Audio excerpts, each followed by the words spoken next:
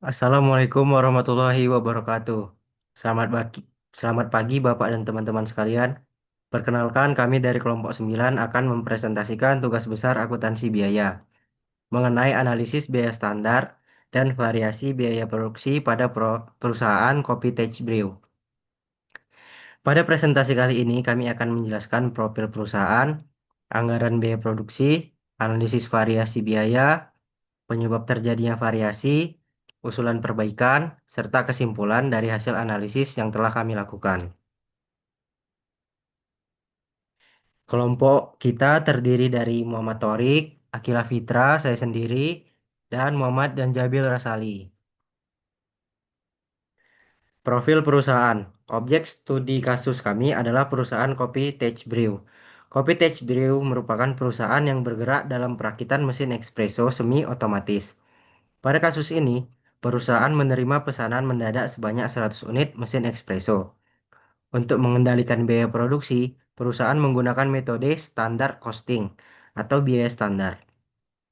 Metode ini digunakan sebagai acuan untuk membandingkan biaya yang seharusnya terjadi dengan biaya aktual yang benar-benar terjadi selama proses produksi. Nah, selanjutnya, setelah kita menganalisis dari Excel, kita dapatkan anggaran produksinya. Nah, untuk mencari anggaran produksi ini, itu terdiri dari biaya bahan baku langsung, yaitu biaya bahan baku langsung sama dengan kuantiti standar dikali harga standar. Seperti contoh bottom base, kuantiti standarnya itu 100 unit, harga standarnya itu 57.200. 100 dikali 57.200 itu kita dapat 5.720. Nah, itu sebagai contoh. Nah, itu kita lakukan sehingga kita dapat total biaya bahan baku langsung yaitu 29.940.000. Selanjutnya, biaya tenaga kerja langsung. Biaya tenaga kerja langsung ini kita dapat dari jam standar, jam kerja standar dikali tarif standar.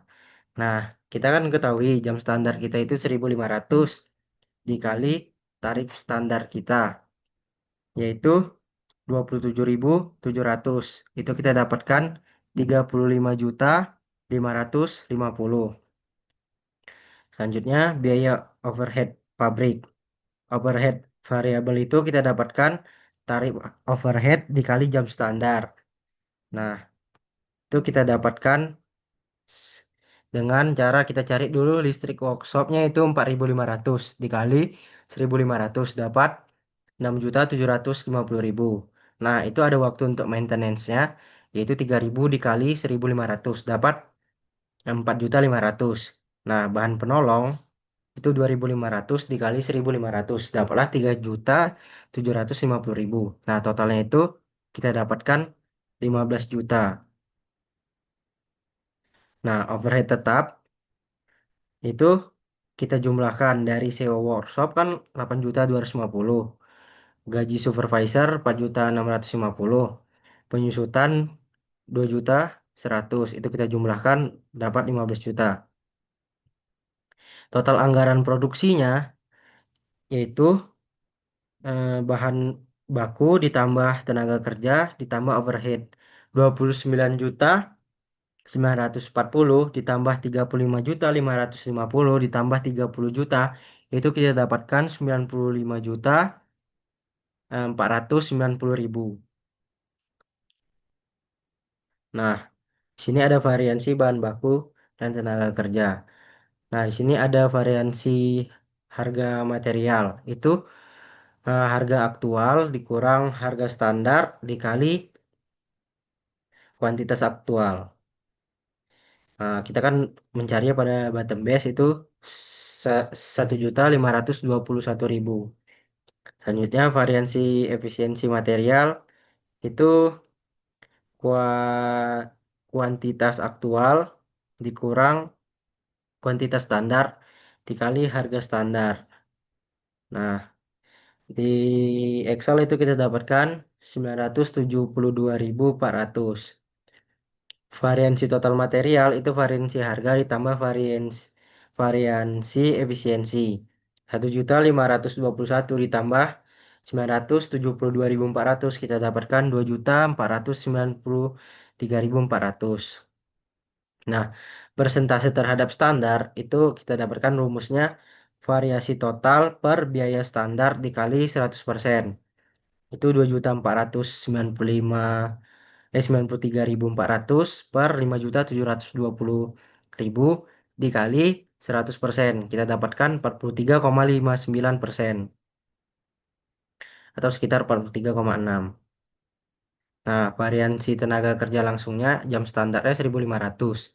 Jam aktualnya itu kita dapatkan 1.872 jam. Tarif standarnya 23.700 per jam. Tarif aktualnya 24.700 per jam. Nah, variansi bahan baku dihitung menggunakan dua komponen, yaitu variansi harga material dan variansi efisiensi material.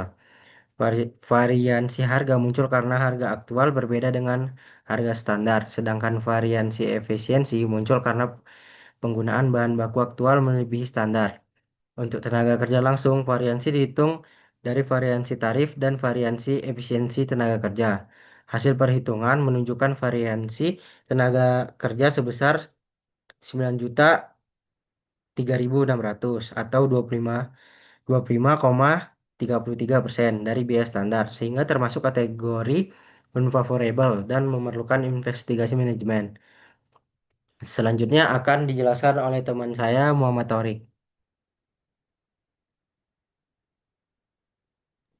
Baik, saya akan melanjutkan yaitu penyebab variansi utama. Pada slide ini saya akan menjelaskan penyebab utama terjadinya variansi biaya produksi berdasarkan kondisi operasional yang terjadi di kopi Tage Brew. Berdasarkan hasil analisis sebelumnya, pembekakan biaya terutama berasal dari sektor bahan baku langsung dan tenaga kerja langsung. Pada bahan baku, variasi terbesar terjadi pada komponen bottom base sebesar 43,6% dan upper base sebesar 57,3%. Kedua komponen tersebut merupakan material impor dari Cina sehingga sangat dipengaruhi oleh kondisi ekonomi, khususnya pelemahan nilai tukar rupiah. Akibatnya, harga pembelian aktual menjadi lebih tinggi dibanding harga standar yang telah ditetapkan perusahaan dan menyebabkan munculnya variansi harga material yang bersifat unfavorable. Selain faktor harga, terdapat juga masalah pada efisiensi penggunaan material. Selama proses produksi terjadi, kerusakan sistem pendingin ruangan atau AC workshop yang menurunkan kenyamanan dan konsentrasi pekerja. Ditambah lagi perusahaan belum memiliki sistem pengawasan gudang yang optimal sehingga masih terjadi kehilangan stok. Kondisi tersebut menyebabkan penggunaan bahan baku aktual menjadi lebih besar dibanding standar. Selanjutnya, pada tenaga kerja langsung, penyebab utama variasi berasal dari meningkatnya jam kerja aktual dari 1.500 jam menjadi 1.872 jam.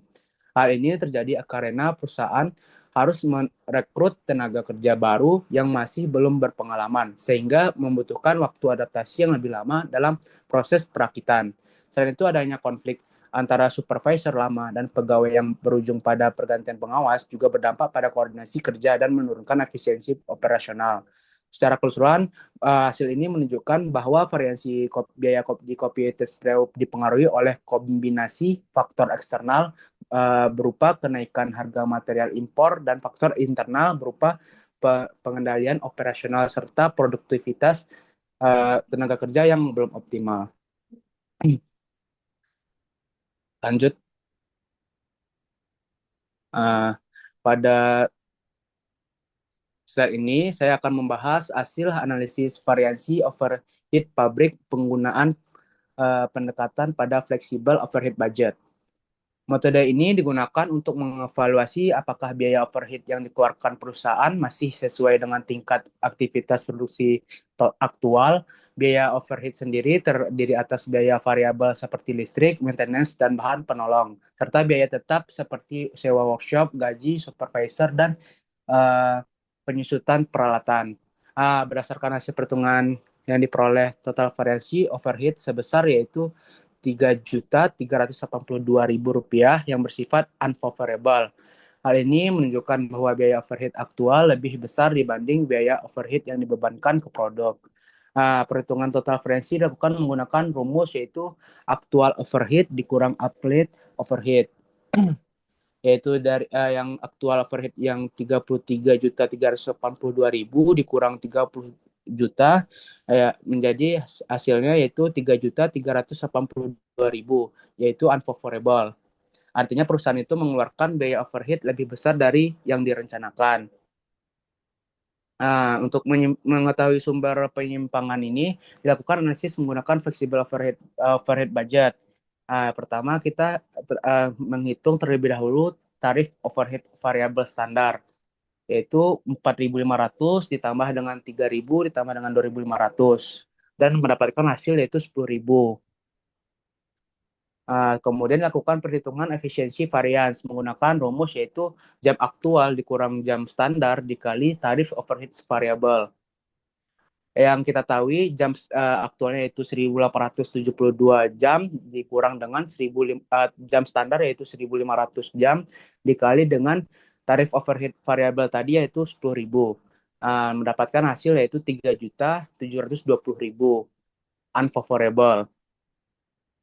Hasil ini menunjukkan bahwa perusahaan menggunakan waktu produksi lebih lama sebanyak 372 jam dibanding standar.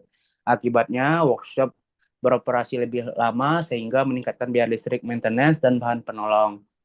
Di sisi lain, terdapat spending variance yang bersifat favorable yang menunjukkan bahwa perusahaan masih mampu mengendalikan sebagian pengeluaran overhead. Namun, penghematan tersebut tidak cukup untuk menutupi kerugian akibat inefisiensi penggunaan jam kerja. Selain itu, volume varians yang bernilai Rp0 karena jumlah aktual tetap sesuai kapasitas normal yaitu 100 unit mesin espresso. Secara keseluruhan dapat disimpulkan bahwa pembengkakan biaya overhead pada Hopi Tes Brew ini bukan disebabkan oleh kapasitas produksi, melainkan lebih disebabkan oleh ketidakefisienan operasional selama proses produksi berlangsung. Slide selanjutnya akan dijelaskan oleh rekan saya yaitu Zanjabil Rasyali. Selanjutnya saya akan memaparkan hasil analisis penyebab variansi yang terdiri dari 3 poin utama. Yang pertama yaitu variansi harga material. Di bagian material, kita menghadapi variansi harga yang merugikan, unfavorable. Penyebab utamanya adalah pelemahan nilai tukar rupiah dan ketergantungan pada komponen impor yang berasal dari Cina. Dampaknya yaitu biaya aktual bahan baku membengkak melebihi anggaran. Lalu yang kedua ada variansi efisiensi material. Selain harga, efisiensi penggunaan material juga bermasalah. Ini dipicu oleh kerusakan AC di workshop serta pengawasan gudang yang lemah. Akibatnya yaitu terjadi pemborosan dan pemakaian bahan baku yang melebihi standar yang sudah ditentukan. Lalu yang ketiga yaitu variansi tenaga kerja langsung. Untuk tenaga kerja, jam kerja aktual membengkak dari 1.500 jam menjadi 1.872 jam. Hal ini terjadi karena rekrutmen tenaga kerja baru yang belum berpengalaman serta adanya konflik supervisor dan pergantian pengawas secara mendadak yang mengganggu ritme kerja.